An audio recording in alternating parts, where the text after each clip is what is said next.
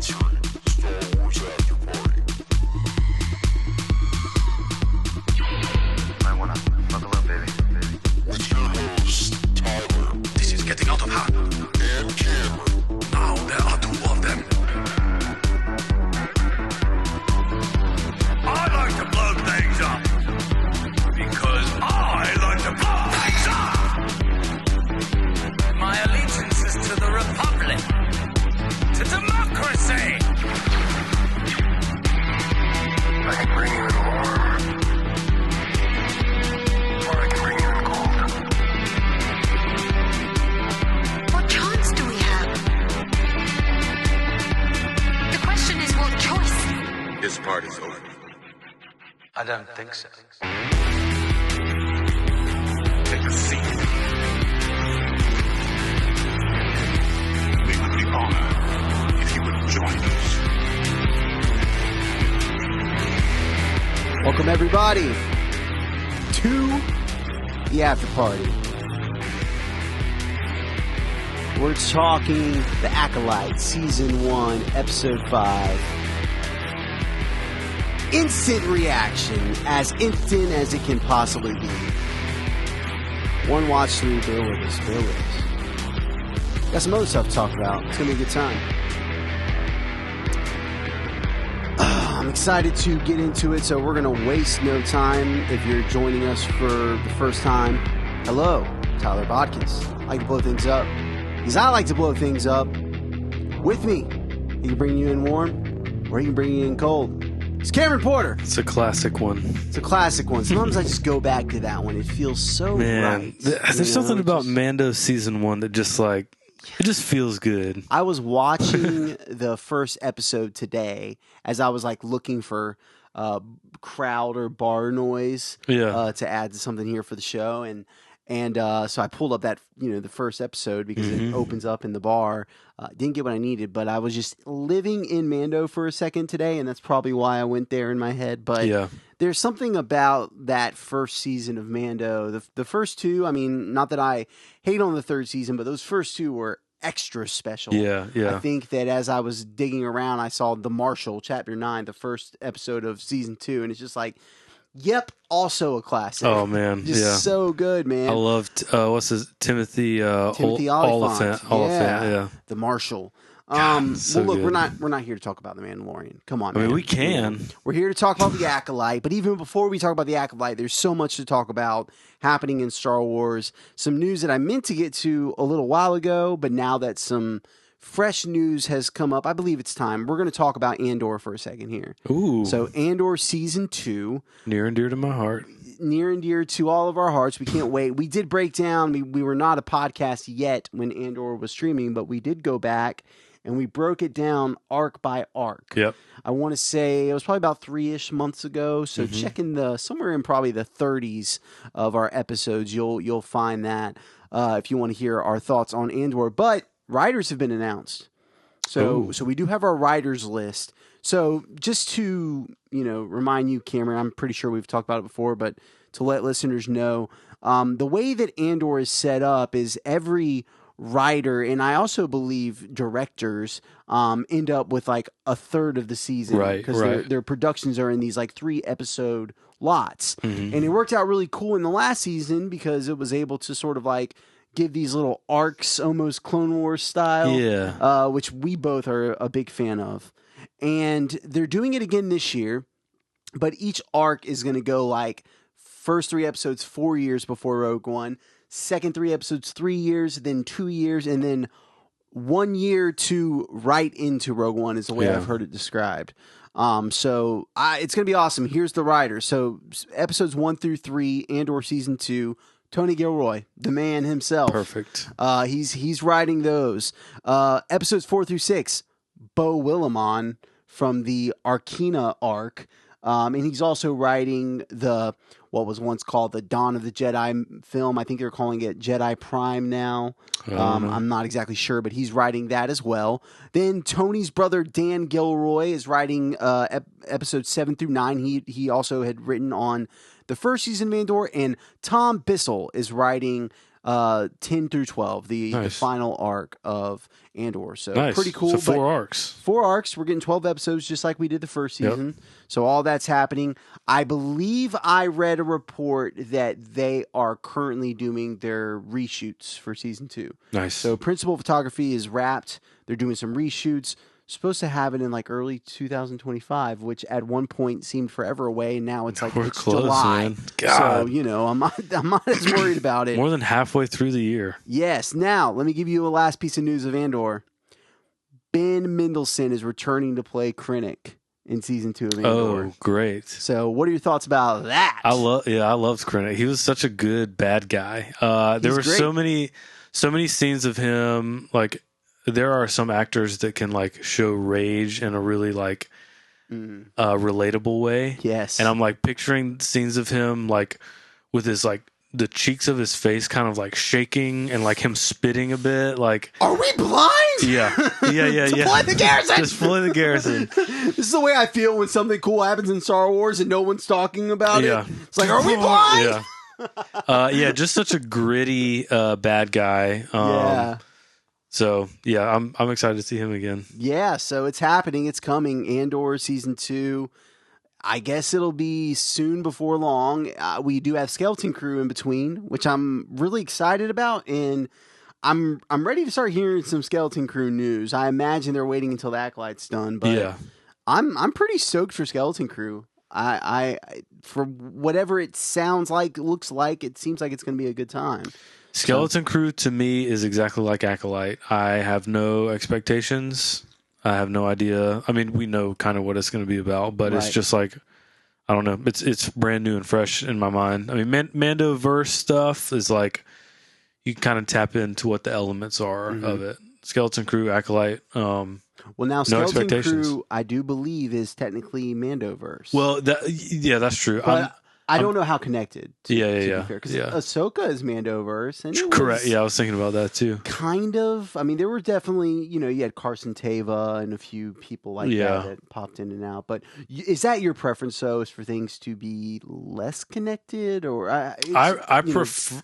I think I would rather things be more connected. In fact, I was going to say like, I'm a little bit hesitant about, and I mean this like minusculely, a little bit hesitant about Andor season 2 jumping around so much, because on one hand, I think it's really cool that we're going to get to cover a bigger gap of history. Right. But on the other hand, I'm already worrying about episode 4, episode 8, 7. or what, like the last episodes of each of the arcs, because I'm almost worried that I'm not going to feel like I got all I wanted out of it. Just because they're so standalone in the grander Star Wars. Well, I think about how cohesive season 1 went, or how cohesive like Mandalorian seasons are. So I think about it in that respect, where it's like I like being able to kind of settle in, and it could create. This is just all speculation, but it could create a lot of time being taken up in the first episode of each of those arcs to like establish where we are in the story again. Could be. Does it feel all that different from the first Andor season to you?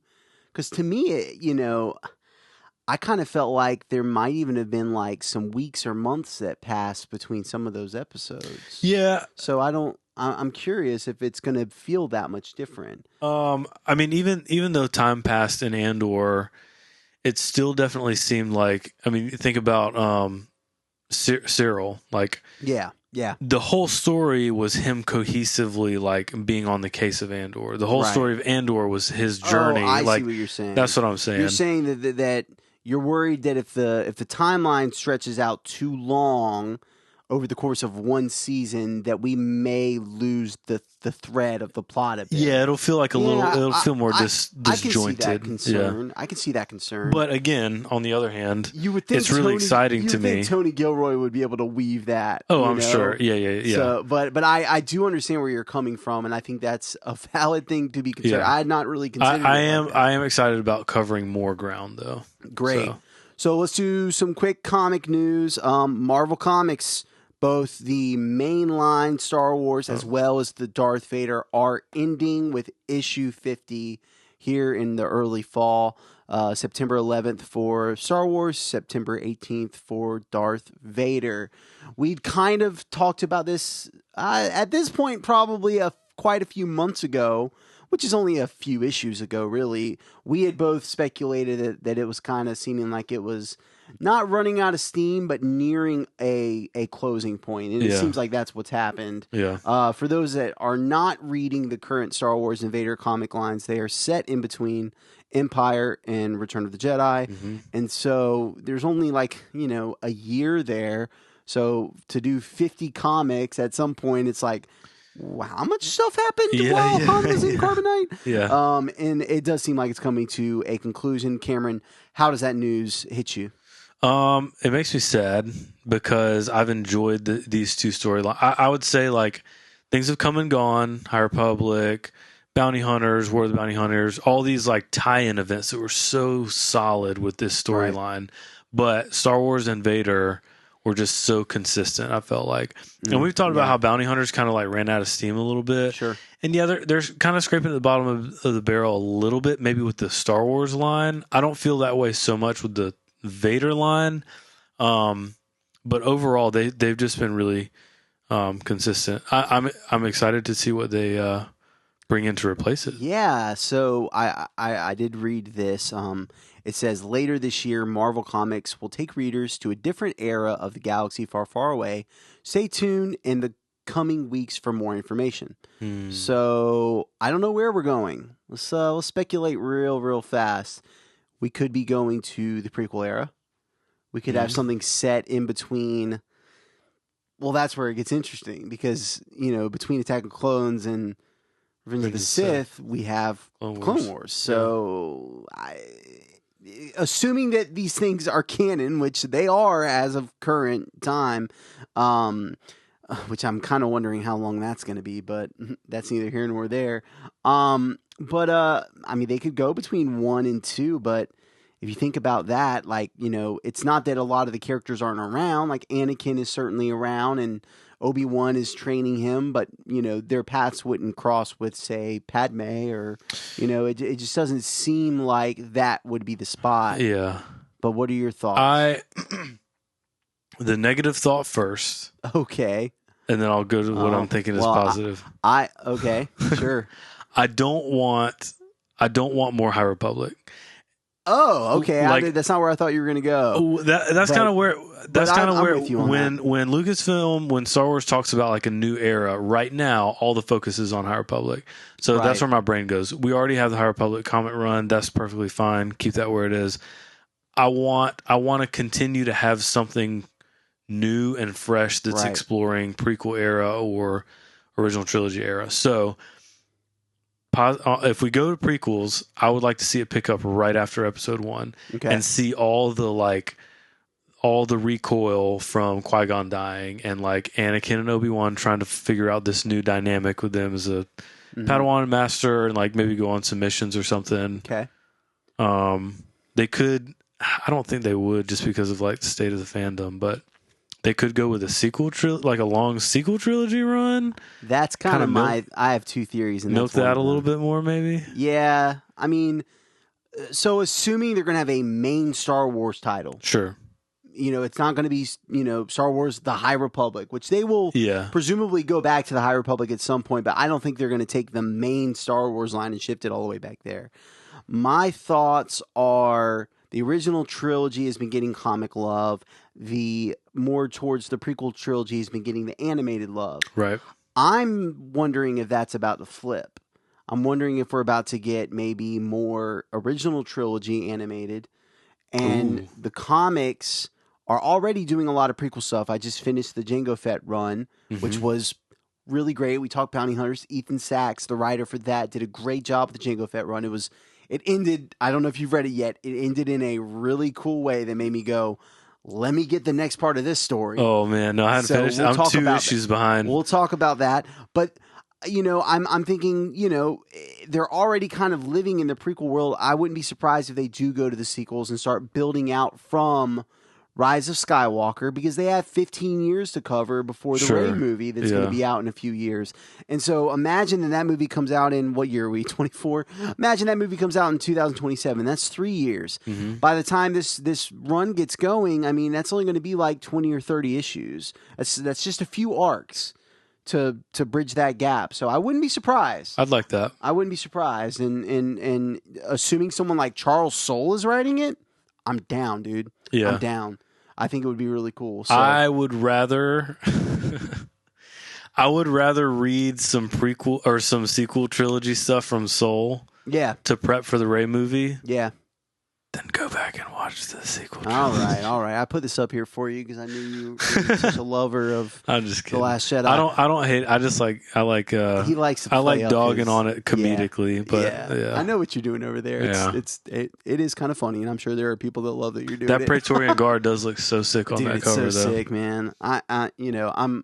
Say what you want about The Last Jedi, and I actually do quite like it, although I do have some things, and I'm like, I wish I didn't do that. Mm-hmm.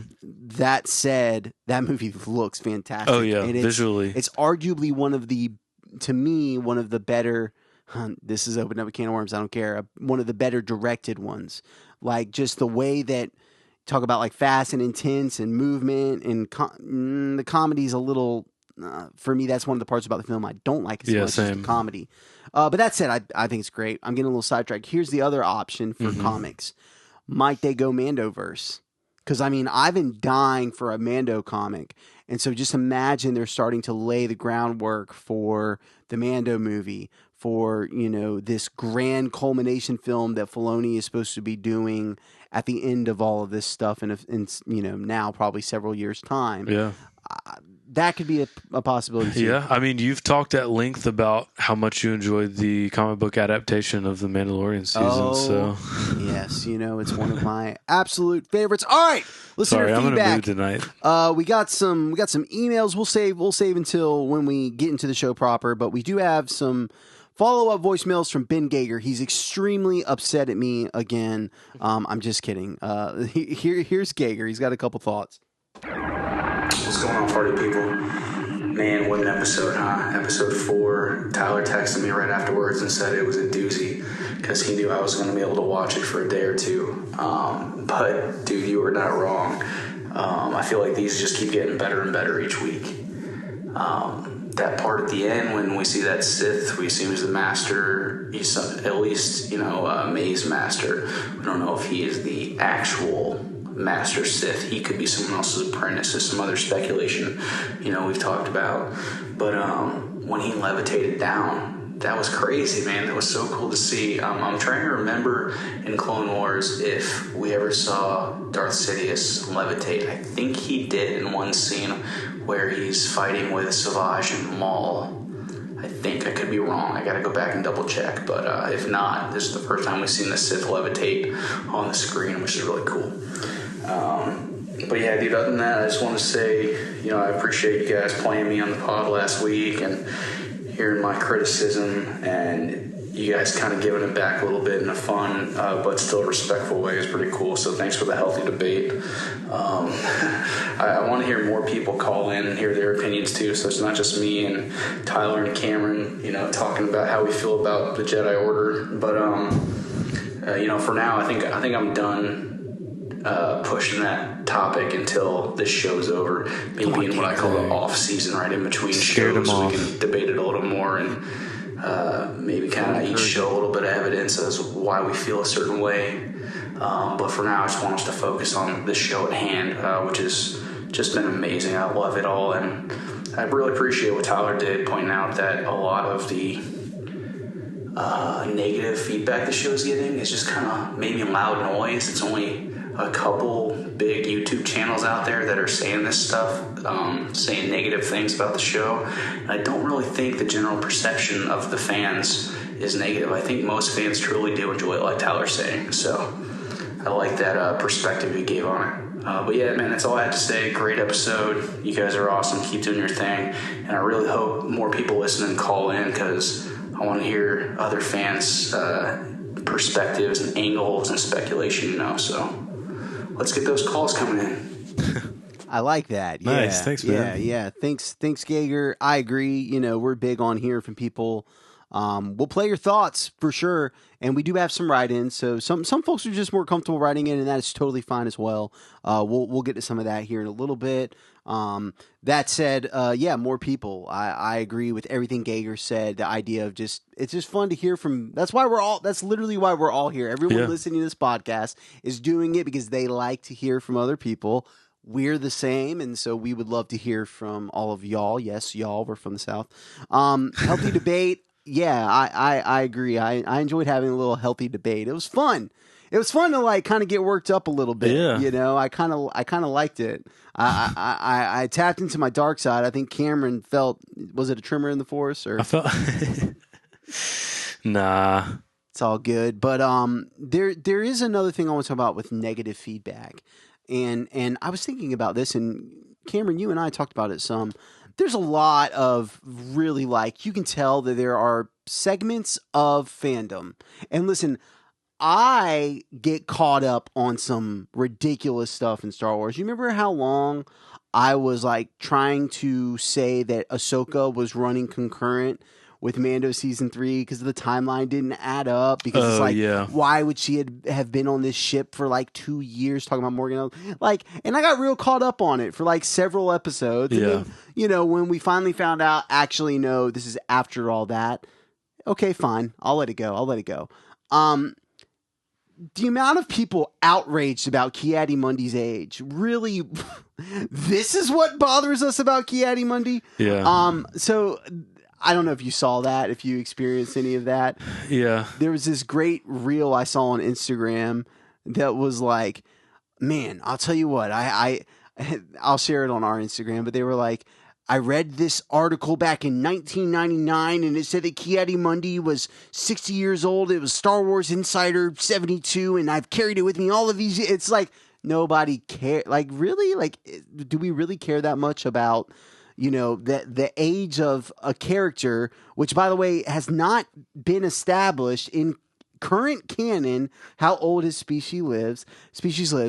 And there were so many people that were upset that Wikipedia, they were like, they changed Wikipedia overnight. Yeah. They do that with every episode of Star Wars that ever comes out. Stuff is always getting changed. There are things that are legends that get moved to legends, and things that are canon that get reestablished.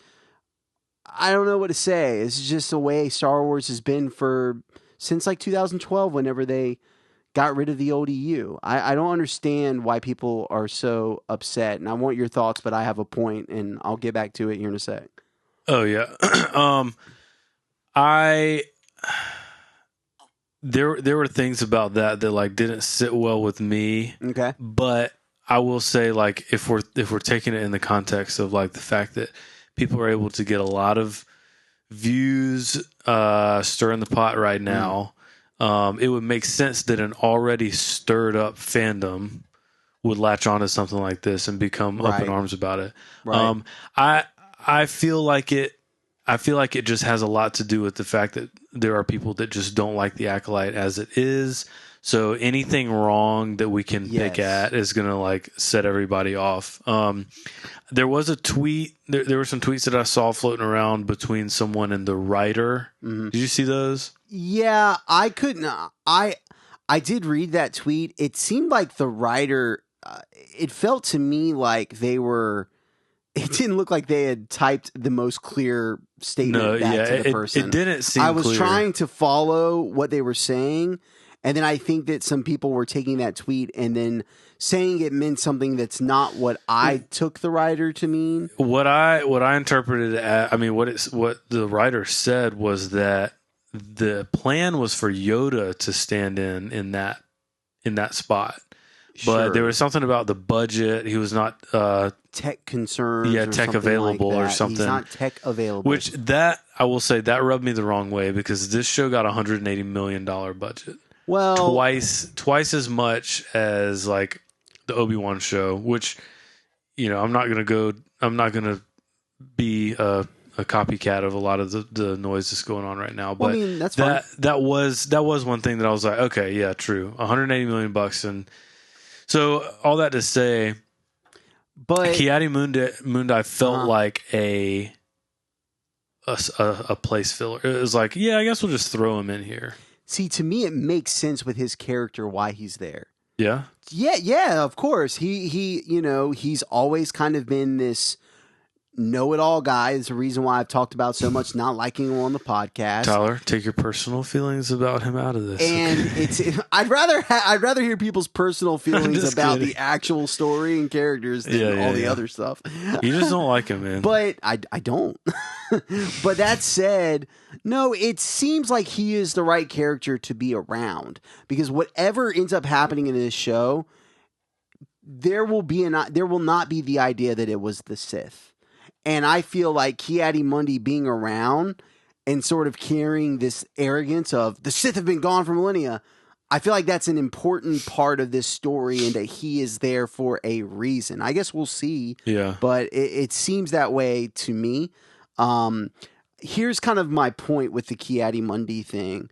It feels a little straw-man-y. It feels like it's like, again, especially being like, they updated Wikipedia overnight. Like, come on, guys. Like, yeah, that's just something that happens literally every week. Can we not act like that's like they were acting like it was a grave sin. That was the way it was being made to be. Mm-hmm. And all that to say, have your criticisms, have your issues. I've certainly have them from time to time. I do want to say that this negative feedback thing, I don't want to make it seem like you must like everything that's happening on the screen. I just want to be clear. I don't know that I've come off that way, but just to be clear, I'm not interested in like these back and forth debates about Ki-Adi-Mundi's age and some of the other dumb stuff that it's out there. Like, you can just go find it. But if you're like, well, you know what? I found that this, I heard this, and I have a theory as to why. I last week it was like, May's switch back to not wanting to work with this Sith seemed too sudden. That's fair. That's fair. Yeah. Like, that's fair. If you feel like that wasn't an earned thing or that they didn't develop it right, that's fair. Yeah. Like, we can have criticism on what's happening on screen. Yeah, like when things feel rushed. Sure, if something, yeah, that's right. If something feels rushed or something feels like it's dragging, don't hear whenever last week was talking about negative. I'm talking about, come on, let's be honest about it. I'm talking about the people that are willfully stoking the fire and literally just trying to exploit people's, we'll call it their dark side to keep it Star Wars, in order to get views, to get, relevance, to get money. I mean, it happens. It happens. And it's probably a lot easier, because I'll be honest, it's kind of difficult to build a platform when you're generally positive about everything Star Wars. I have noticed. I've tried. But, I put up an Acolyte reel, and it almost, maybe my reels suck. It's possible. It's possible. Maybe my reels suck. But I look at the likes to dislikes, and it's just like ridiculous how many people dislike it. It's like, why?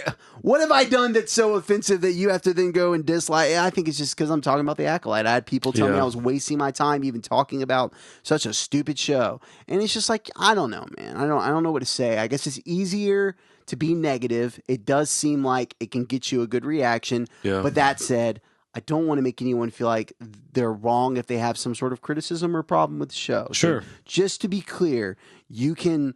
While you'll often hear us talking about things that we like, we'll mention things we don't like. And to piggyback on the other thought that Gager had, right? If you want to write in or call in, but you don't want to like bring the show down or something like that, I'm putting that in air quotes for people who are listening. Do not feel that you have to censor yourself. You can give your honest thoughts, because Cameron and I talked about this last week.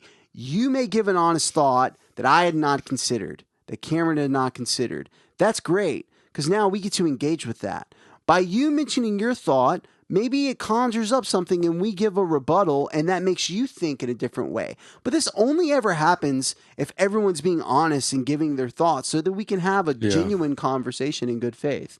So all that said, bring the negativity if you would like. I mean, again, I'm not even trying to like counter what Gager said. I think that me and him probably agreed on pretty much all that, but just to be clear, because we did talk a little bit last week about it, I just don't want anyone to think, well, I'm not really liking the Acolyte, so maybe Star Wars After Party isn't the place for me. No way, dude. No way. You can totally hang out with us. It's a good time. There's going to be things that we like more, things we like less. It's all good. Yeah. It's all Star Wars. Let's hang out. Does that seem right, I Karen? agree, yeah. Heck yeah. All right. Gager does have one last call, and then we're going to get into this new episode of The Acolyte. One more quick thing I forgot to put in that last voice memo there. Just talking about the levitating thing. Like, can you imagine if Anakin Skywalker knew how to levitate? I mean, come on. Yeah, he wasn't really getting training at that point from a Sith Lord. Not directly, We had Palpatine kind of feeding him some dark thoughts and tempting him towards the dark side and things like that, but he wasn't actually teaching him dark side tactics yet. But can you imagine if Anakin Skywalker knew how to levitate when he was on Mustafar fighting Obi-Wan Kenobi? He never would have been burned. Like, he would have his legs. He would have 100, well, not 100% because he already lost his arm before, but he would have like 99% of his body intact still and wouldn't need that suit to keep him alive and breathing, right? But it was just something that popped in my head. But anyway, I also wanted to say Cameron calling the Nameless into question, right? Suggesting that the Nameless could be somehow this force in the background that's helping the Sith. There's some power affect the minds of the Jedi and alter our perception of things, right? I don't know a ton about the Nameless. I tried to read up on them, but I think that's a great call, man. It kind of ties in with this other theory I told Tyler about where I'm not trusting Vernestra. I think somehow she's involved, or one of her former Padawans is involved. And when I was reading about the Nameless, it kind of brought up one of her Padawans, Vernestra's Padawans, named Imri Kintaros, I believe is his name. And he was assumed dead when a ship crashed or exploded, but there's no proof ever found. We never found the body. And I feel like this Padawan maybe could be another potential person for who the Sith Master is, right? That's my speculation now, is that either this Padawan survived and learned the dark arts and then becomes somehow involved with the Sith here.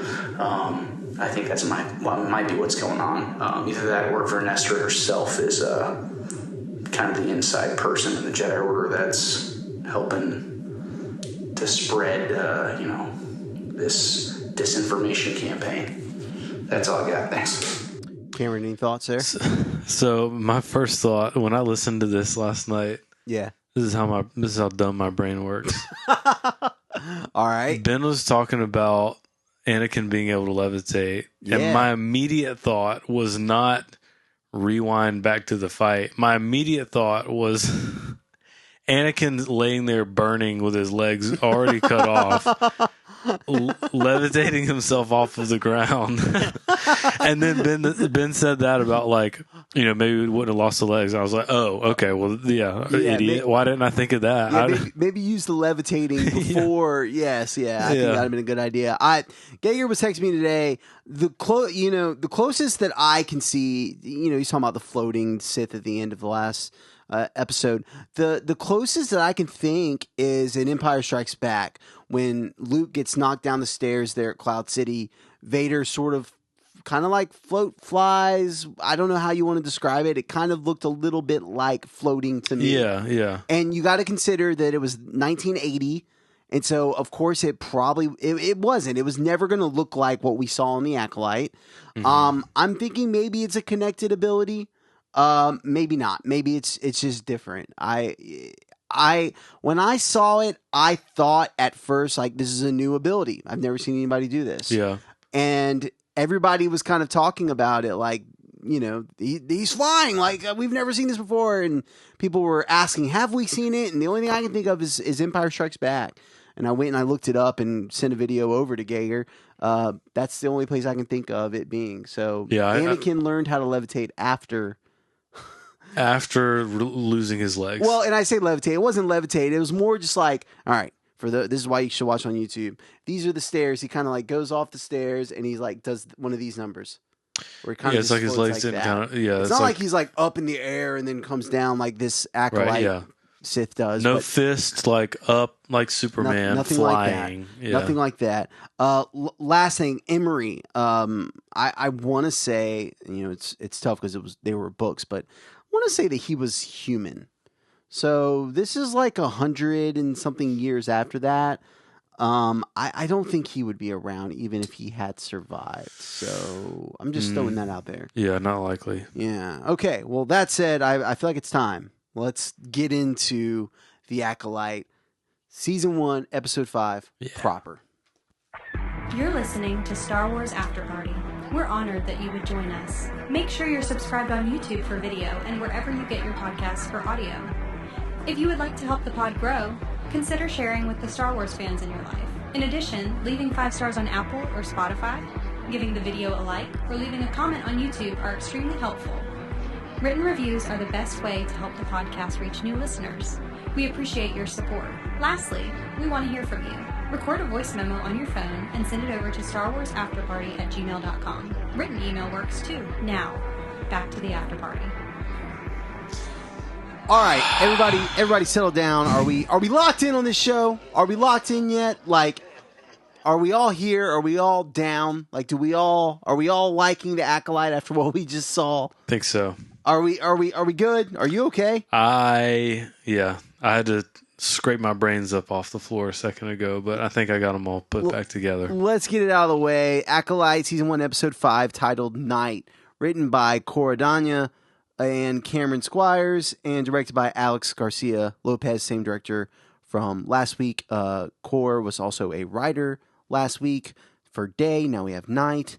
Wow, I am so glad that Pip is okay was the first thought I had at the beginning of the episode, and now I'm like, is Pip all right?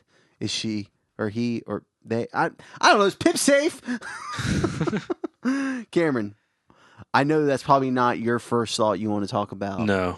All right, let's just come on, throw it out there, Cameron. This is just a ruthless, violent. Let's see. I got another adjective in me. Ruthless, violent, painful. It hurt. Yeah, painful episode. Those stabs into Jackie. The pop, pop, pop. First off, that really cool, but also that they do that to show the reveal of who the Sith is.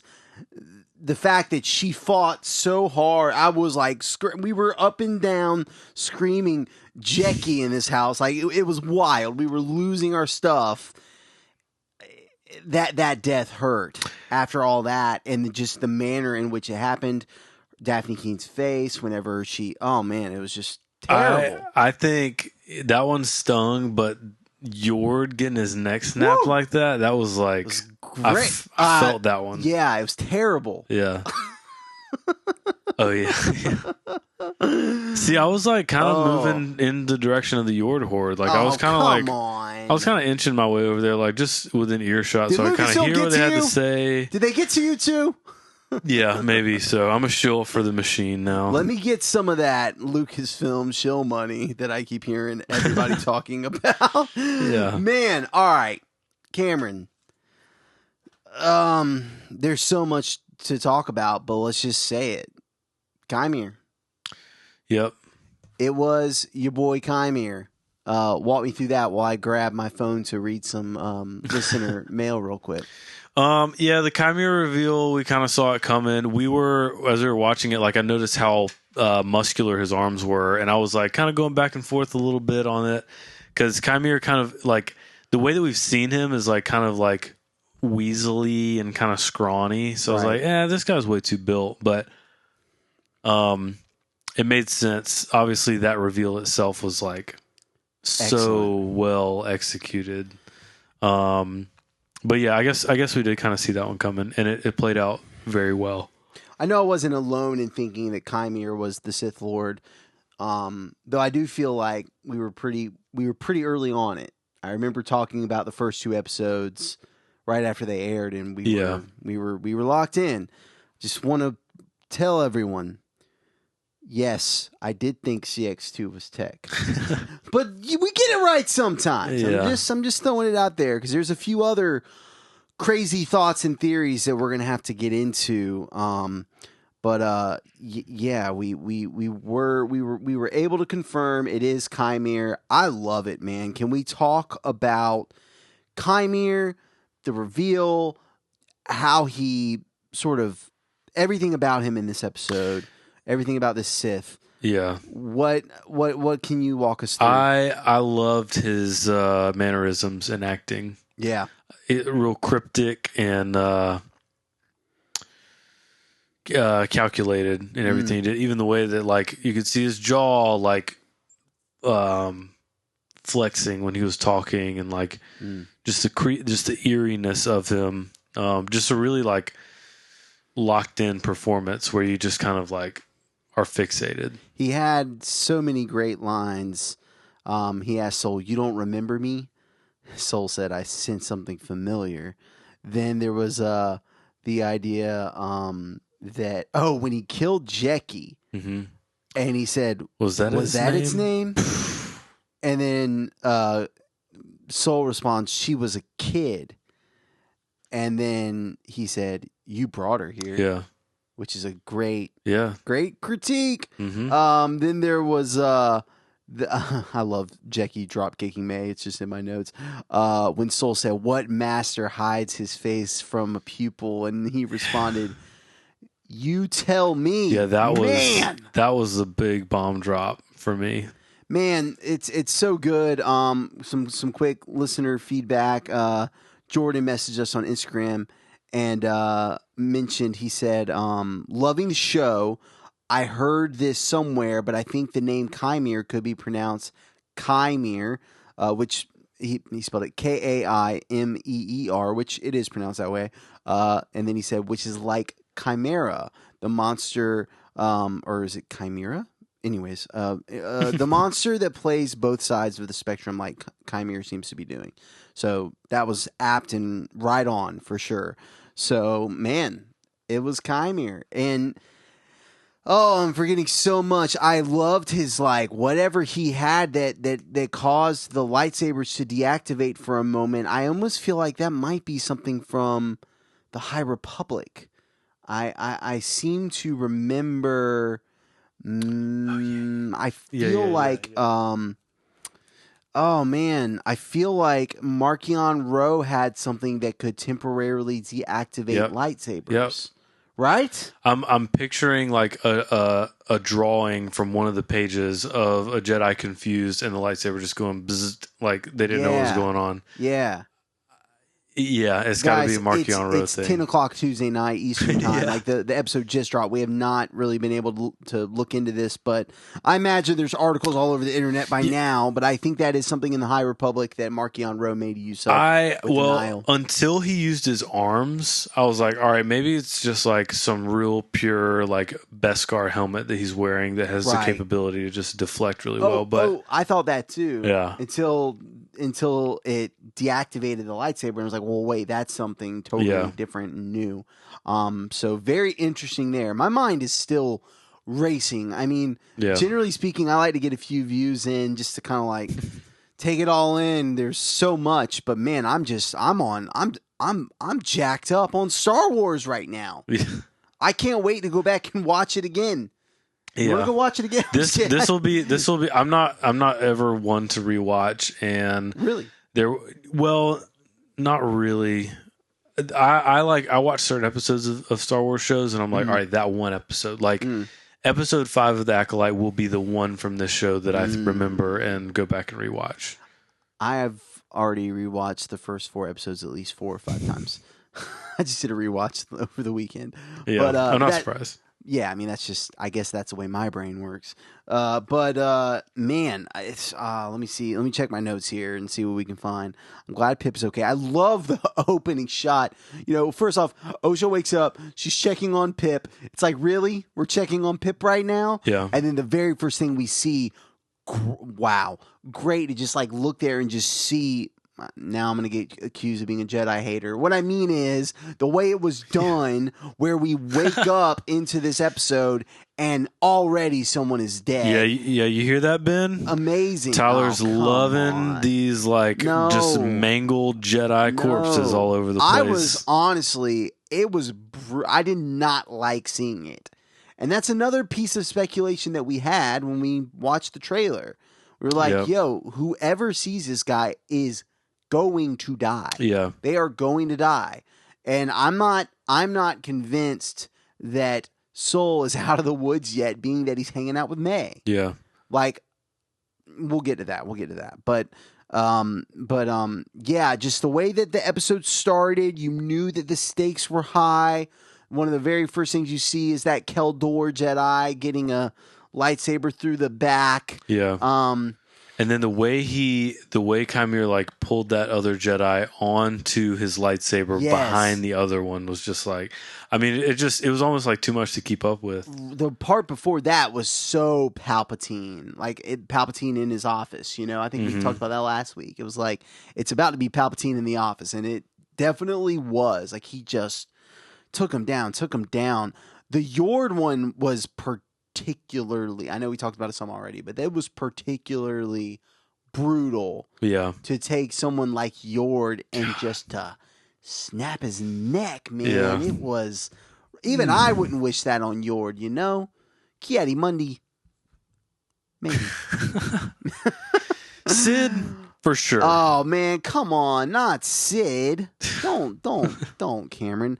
All right, so, man, I'm still trying to gather myself. I didn't take that many notes. Okay, let's talk about this. When he asked what he was, when Soul asked Chimera what he was, he said, "Jedi like you would call me Sith." Or hold on, I wrote down the exact line. Jedi like you might call me Sith. I was right. Anyways, whatever. That's so strange. Is he a Sith? I mean, yeah, I guess he is. I think he kind of sits more in the realm of the Coven of Witches, where his whole point in that dialogue was, I just want to be able to wield my power how I want it. Right. So it transcends Sith versus Jedi. It's just right. And he said it himself. He said, I've learned to embrace my darkness. That was the other good line he had towards Soul. He said, "What have you done with yours?" What have you done with yours? Yeah. Oh, that's so good, man. So it's not as cut and dry as I'm just a Sith and this is what I do. He said it. He said, "I want to wield my power. I want an acolyte to train." I think his intent more so is just, he's obviously got a bone to pick with the Jedi. Right. I think his goal more so is just to be a problem for them, and to do that in order to preserve his power or his position or whatever. Yeah, he's going to do it through these acolytes that will act on his behalf, that kind of keep him safe. Sure. Now, are we of the mind that he is not Sith? He did say, "I have no name." I mean, he did say that. If he was a Sith, he would have at least at some point been an apprentice. And if so, he would have been given a Sith name. Yeah. So if he says, "I have no name, Jedi like you might call me Sith," is that, if we're taking that at face value, he's actually not a Sith. Right. I would agree. Okay. All right. He's not a Sith. Yeah. So you mean that whole time that everyone was fussing about that line that Kiadi Mundi said in episode 1, the whole time we were doing all that, we didn't have to. Is that what we're saying? It sounds like it to me. Yes. Okay. All right. Sounds like we might have been rushing a little bit. I don't know, man. I'm not convinced he's not a Sith. I don't know. I guess that's what the dialogue is. It is what it is.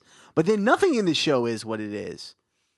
Right? I'm not wrong about that part. Nothing in the show is what it is. Yeah. This is the perfect show for you. I'm thinking about it. You guys, this show scratches the itch in my brain that I don't know that it does like everyone. Because you want your brain to be mushy by the end of an episode. Well, yeah, man. And you want to spend the next 3 days really just like applying it. Absolutely. Yeah. I mean, I want to engage with things that I'm taking in, and few things are worth engaging with I think about the show pretty much every day. I mean, I'm making a reel almost every day. There's a reason why. I mean, there's a lot of crazy stuff happening. So I don't know. Yeah, I love the show. I mean, it's great for me. This was just wild. I mean, it's everything I thought that it was going to be, for sure. Like, I thought it was going to be called Night. Mm-hmm. I thought it was going to just pick up. I thought that all these Jedi were going to have to die. I just didn't expect it to be like it was. Oh, like, yeah. the fighting, I'm assuming this was the battle that they talked about that was like, we were trying to get it up to like Duel of the Fates level, which, I mean, let's just nip it in the bud. They're two different things. Yeah. They're not the same. But, I mean, have we ever seen a lightsaber battle? Have we ever seen a lightsaber battle like that? One Sith versus like 8 Jedi over the course of like 15 minutes or whatever it was. It was forever. It was like basically the whole episode. Felt like it. And I will say, like, I completely forgot that Jackie was like still around. I had very little. Right. I had very little expectation for like what that was going to turn into. I'm sure plenty will be said about the fact that, oh, how in the world did this little Padawan like hold her own so well with this Sith Lord, air quotes for those listening. But it just kind of shows. I think that was like her shining moment of like, as a Padawan, like, right, here I am getting to prove myself. The way that she utilized that second blade, dude, after it like shut off and she pulled the other one off, and like it obviously like focused in on her face and her eyes getting big. Yeah, because it was like she obviously like grabbed for her own saber, not even thinking about Master Kelnaka's. Yeah, but it was like her eyes wide and she's like, oh, I forgot I can use 2 lightsabers if I want to. Yeah. It was kind of a cool moment. And yeah, she held her own really, really well with him. And then also when he pulled out his, I can't remember what it's called. It's like what Ahsoka had. It's like a shorter lightsaber blade. I think they're called Shinto blades. Yeah. Could be wrong about that. That was a great like sequence as well when that came out. And then, yeah, the three stabs was just, God. It was giving me black, white, and red vibes. Oh, yeah. It was I know brutal. I talk about those comics all the time. It was brutal. And it was that again, it seemed like everything was orchestrated so well. Like the directing, kudos to Alex Garcia Lopez. Like the directing was insane. Like just the way, and you know, I felt that way about the last episode too. I was rewatching the last episode, and there were a few scenes where it was like it was whenever the Chimere was at Kelnaka's hut at the end of the episode, and it was just the way that it was just like a bang on a drum and then a low rumble, and then the camera would go a certain way, and then you would see Soul, and then an oboe would play, and then he would kind of do this, and then the Chimere would just come down, levitate. It was just like the way that it's all strung together, and the way it's everything about it is killer, man. You mentioned Kelnaka. We do have one more piece of listener feedback. This email comes from V, Star Wars After Party Gang, writing in because I 100% co-signed the Andorra possibly being the Sith Lord theory. Why? One of the early teaser posters for this series had her lightsaber with a blade made out of blood. In the context of it being foreshadowing of her being killed is one thing, but what if it's a very clever double meaning with the blade being red? Like the Anakin Shadow Episode 1 poster was fun visual foreshadowing. Yes, I agree. Also, food for thought. How is Kelnaka, a super aggressive Wookiee, killed sitting down unless by someone he trusted? V. Thanks, V. That's great. That was, I loved that insight. So let's talk about Kelnaka. Couple things. I heard a lot of people, it couldn't be Chimere, it couldn't have been him, he was strung up on a tree, whatever it was. To me, it seems all but certain that it was Chimere who killed Kelnaka. Sure. If you watch that scene in the last episode, when May finds Kelnaka, there's still smoke emanating from his torso. So like it seems to me like Chimera got there just in time, killed Kelnaka, had just enough time to go out and approach Osha. So I'm fairly certain it's Chimera. I heard some crazy stuff. Maybe it was Soul. Maybe just some crazy stuff. No, I think it was Chimera. Mm-hmm. But I agree with V that it was with what she was saying about this idea of Kelnaka was just sitting there. Yeah, I think that Kelnaka was working with Chimera. Period. That's what it is. I agree that it was someone that he knew. And it was Chimera. Because we know Chimera had been on the planet before. We know that. Yeah. And he alleged that he was scouting, but I don't think that's what it was. Well, that's the only thing. If we're going to go with her idea, which I like the most, that Kelnaka was killed by somebody that he trusted because of the position that he was in, then yeah, I would be led to believe that Kelnaka and Chimera were already like working together somehow. Yeah, I think they definitely were. I think whatever happened on Brindock obviously affected him, and it obviously affected Torben. And I think Kelnaka just kind of like, leaned to the dark side a bit. And he went off the reservation. The Jedi had not spoken to him in a year. They had not been talking. And I think that he pretty much was, I don't want to say he was an acolyte of Chimera's, but I just think that he was working for him in some way. So I don't understand fully. I don't know. But it seems like there was something going on between the two of them. And it also brings up this idea of Chimera wanting all of these Jedi that were on Brindock killed. Yeah. And why is that? I've been racking my brain. I really, specifically, really have. yeah. Like what his issue is specifically with those four. Yes. Is it just that he was using that to sort of fuel May? It's possible. It's possible, but it feels like more than that. Because again, he seemed like he was interacting with Kelnaka. He has obviously got some history, I would say, at least for sure, with Soul. Oh, you really? Chimera? Yeah. Because he kept their first interaction. What he said, "Read my thoughts." Yeah, I'm familiar. Yeah, it could be. So Chimera, the official backstory for him is that he was a smuggler who seemed to have had run-ins with the Jedi. I don't know if that's official or it was implied or what, but I think Soul must have done something shady that affected Chimera similarly to the way that he did something to Osha and May. And that is why it was so easy for him to be so identifiable to to May and what she went through, because it's like this shared revenge that they can kind of feed off of each other. That could be one devil's advocate thing, but then I'll strengthen your point more is, Soul didn't recognize Chimera. Yeah. Whenever they met at the apothecary. Yep. But that said, maybe just Soul does that to so many people. Well, he asked him, what do you do? What do you do with your darkness? Soul obviously tucks it away real deep where nobody can find it. I mean, think about people with PTSD that can isolate memories and tuck them away in ways that they completely forget them. You're talking about repression. Yeah.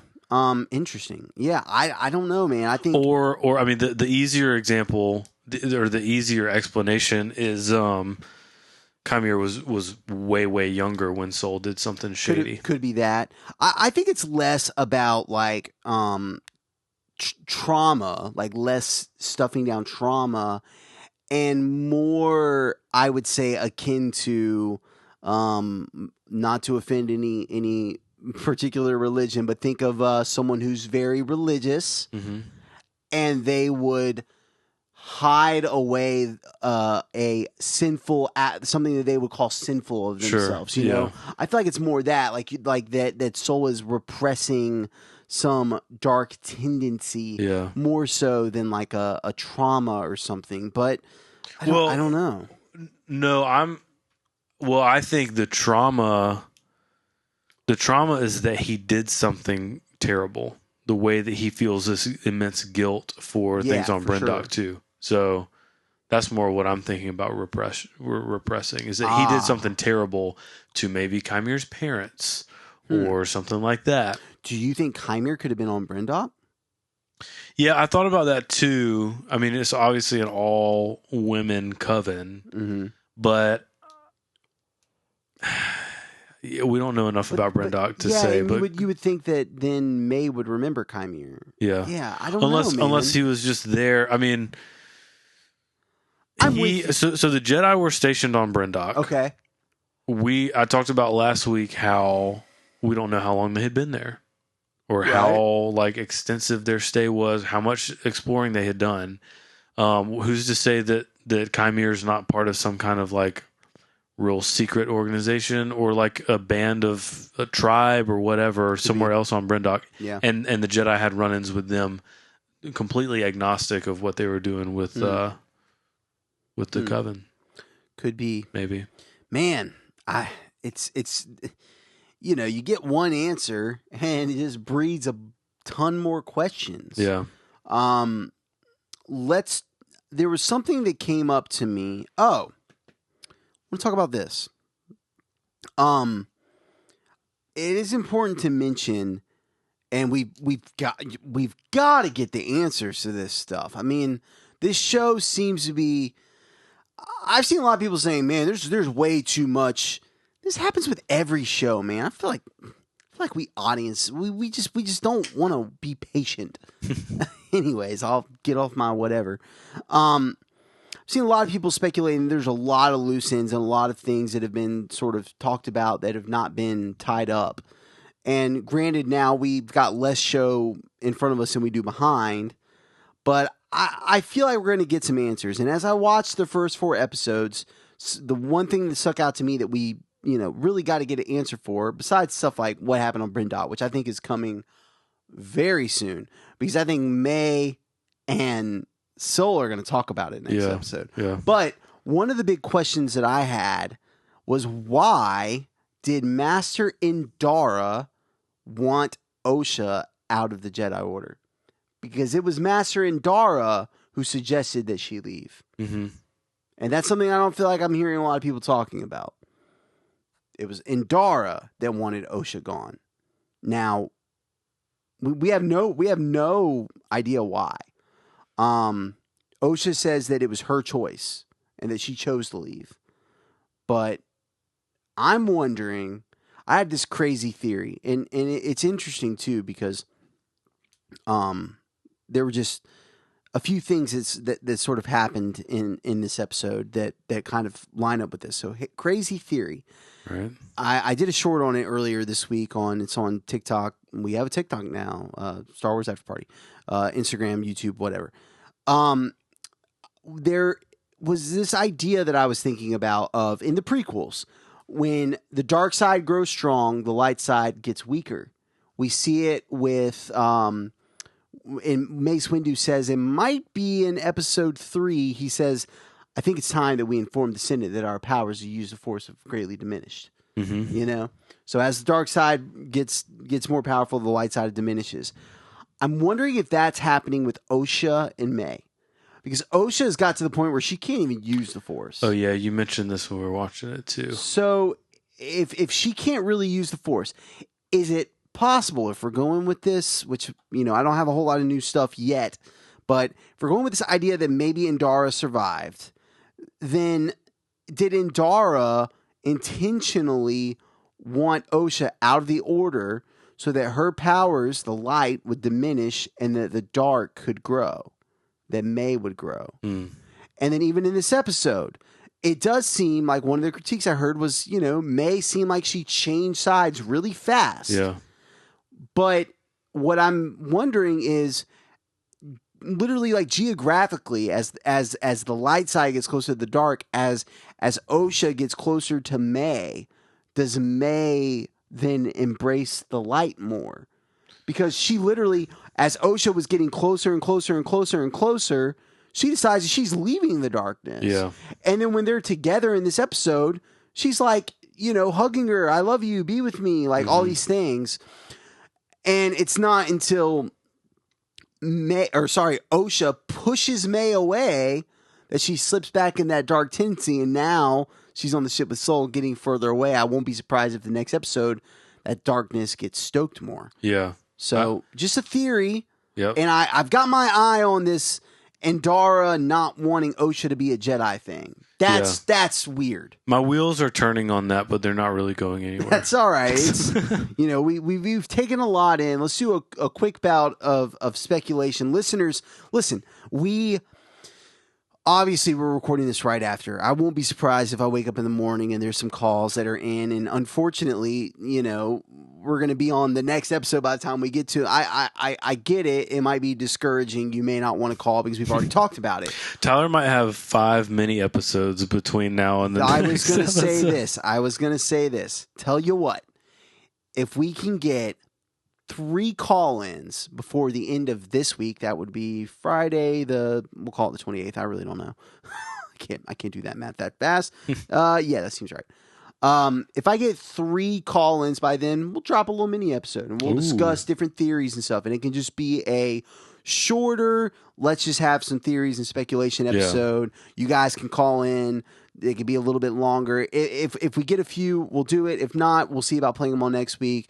But yeah, feel free Maybe I'll to call in. Hey, I like that idea too. I'll tell you what, Cameron, if I do that episode and you're not around to be able to jump in, you should record something and send it in, and I'll play you as well. So I'll call it. We could do a remote session. I'll be out of town gigging all weekend. Oh, but, man, that's right. Yeah, I'll be free. Busy weekend. Free during the days, man. All right. Well, I'll go post up at a coffee shop, get a little coffee, a little mimosa. Yeah, we'll have all the espresso machine in the background. It'll be a great podcast. I can't wait.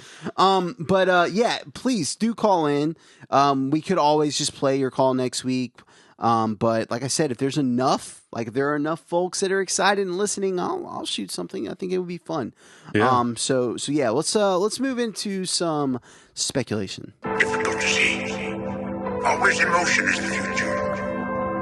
Meditate on this. I will. All right, let's try to focus on 2 spots.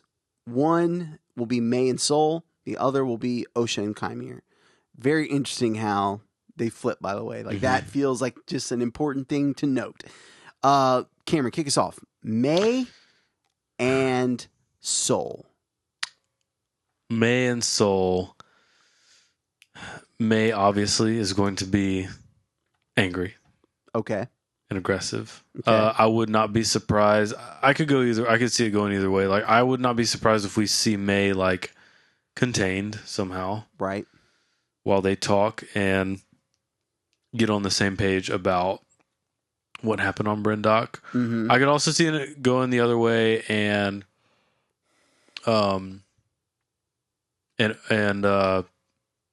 Soul. Sorry, I'm just like, no, you're good. Still reeling. I could also see Soul like just having her sitting there like across from each other and like really evening out the playing field and having a face-to-face conversation about it. I see that backfiring because of how hot May is going to be about the situation and the fact that, so what about you? Yeah, I think it's going to get pretty antagonistic pretty quick. Yeah. And I think that Soul is going to have to confess some stuff. I think that something happened that nobody is talking about, and I think that we're going to get a little bit more insight to that through them. Yeah. How about, and then I'll save it. I have an idea for where I think that the next 3 episodes are going, in terms of narrative and what we could expect. But I'll save that for now. Let's talk Chimere and Osha. What do you think is going to happen there? I could see. I mean, it's obviously going to be the flip side of it. Mm-hmm. Chimere is going to like communicate with Osha about his perspective of what happened on Bryndock or wherever he's coming from. Whatever he used to get May under his wing and on his side, he'll use. And I see Osha they could flip it completely. In what way? May could go all light. Osha could go all dark. Feeding into different narratives, like both of them getting different narratives. There was that clip that I kept playing out of context. You know, the starfish guy had something to say. He had something to say about her having darkness inside, and I mean, I'm not Cameron. I'm gonna be real, man. I think you might be on something. Okay. I think you might be on to something. It would be very interesting to see. I think it would go that way, or Osha is going to play Chimera as well as she can. Get what she can from him, appease him. He'll give her some training. He'll feel like he's got his new acolyte, and then she'll flip and turn on him. Or, I mean, maybe, hey, what if we see that happen on both sides? What if Osha and May play into who they are in the care of right now, and then and knowing that the other one is also doing the same thing to try and get back to each other and have some sort of reunion? Could happen. I'll tell you, man. Osha does not seem like she's very interested in being reunited with May. No. Well, I mean, or maybe she'll get maybe after hearing the perspective from Chimera, like she'll have both sides of the puzzle, and she'll be able to like sift through and like kind of read through the lines a little bit more. Maybe. Yeah. I'm picking that up. What you got? I don't know, man. I mean, I think you bring up a good point that we could see just a total flip. Mm-hmm. It would be really interesting. I think that, if anything, what we might see is a little bit more of an antagonistic confrontation between May and Sol that ultimately ends up with them coming to some sort of understanding. Yeah. And I think that it'll be kind of the opposite for Chimera and Osha. I feel like it's going to be relatively calm. I don't know that Osha will be, resolved to now be on the dark side. I don't know, man, but I could see it being, I'll say it like this. I hope it is just like a classic Star Wars dark side seduction. Yeah. That's what I want to see. Yeah. It is your destiny. Yeah. Like, I want to see that, man. I was watching Empire, just that scene in Empire earlier today as I was looking at that clip of Vader flying or levitating or whatever. And it's so good. Yeah. It's so good. And Baylan Skoll had a really nice dark side seduction in Ahsoka. Mm-hmm. And I would love to see it. I feel like Chimera, Manny Jacinto, I feel like it would be epic. I really want to see it. Now, here's what I'll say. If I had to bet, so the first two episodes, so what was one? One was called Justice Vengeance. The other one was called Lost Found. These sort of parallel ideas. It almost more depends on your point of view. Yeah. Really. It's like one person's vengeance is another person's justice, and one person being lost is another person being found. So I like that idea. Then we had Destiny. Mm-hmm. Then we had Day. Then we had Night. Right. I would not be surprised if we get another single word episode before going back, almost like a mirror for the last two episodes would be that one word hyphen another word. Mm-hmm. I wouldn't be surprised if the next episode is sort of the other side of episode 3, Destiny. So the next episode could show what quote unquote really happened on Bryndock.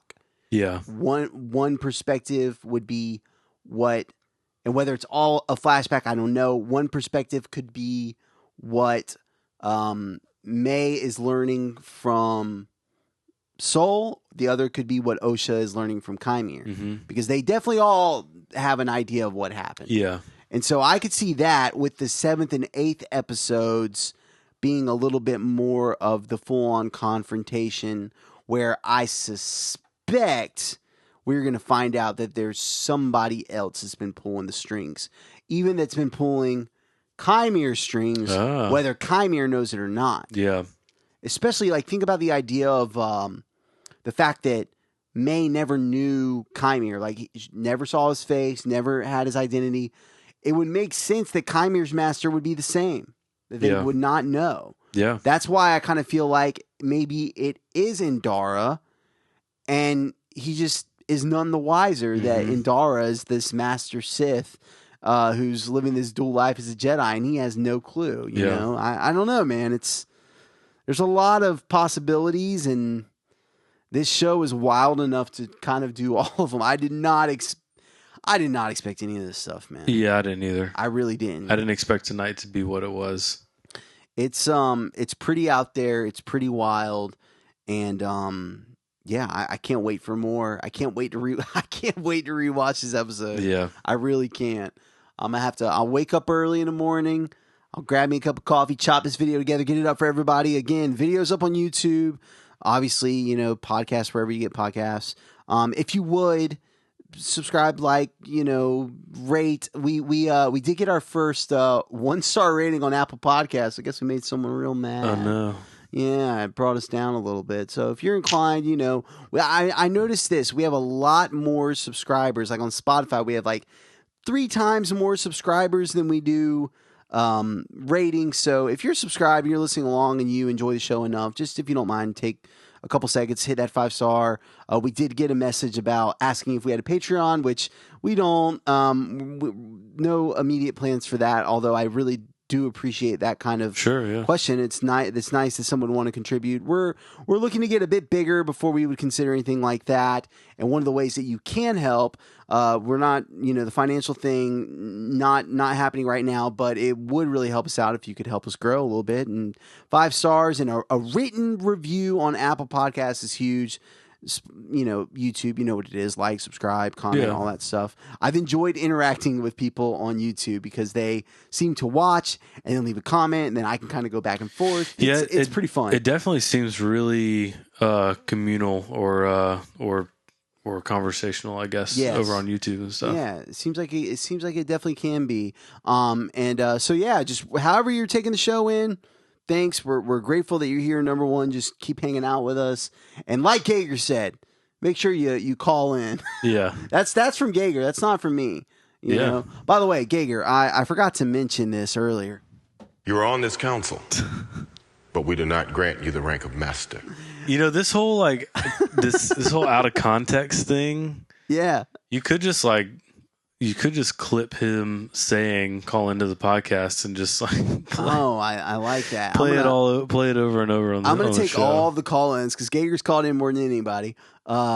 I'm going to take all of his call-ins. I'm going to make him say the most ridiculous stuff about the Jedi. Like, I don't even need AI. I got hours of Gager calling me and giving me all kinds of crazy Star Wars theories. So, like, I can make him say whatever I want. Yeah. That's the power of the editing bay over here.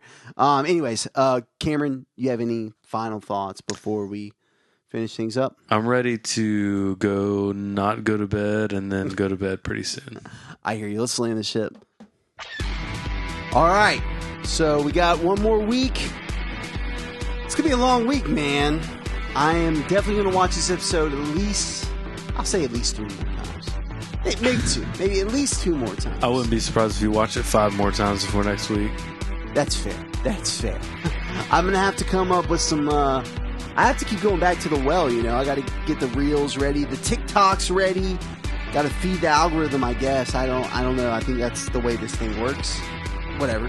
But yeah, man, I'm stoked. I'm more excited for the Acolyte now than I think I've been this entire time. This episode really did it for me.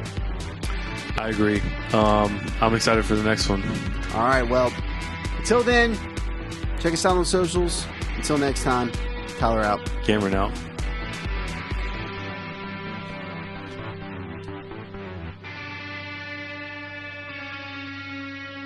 This party's over.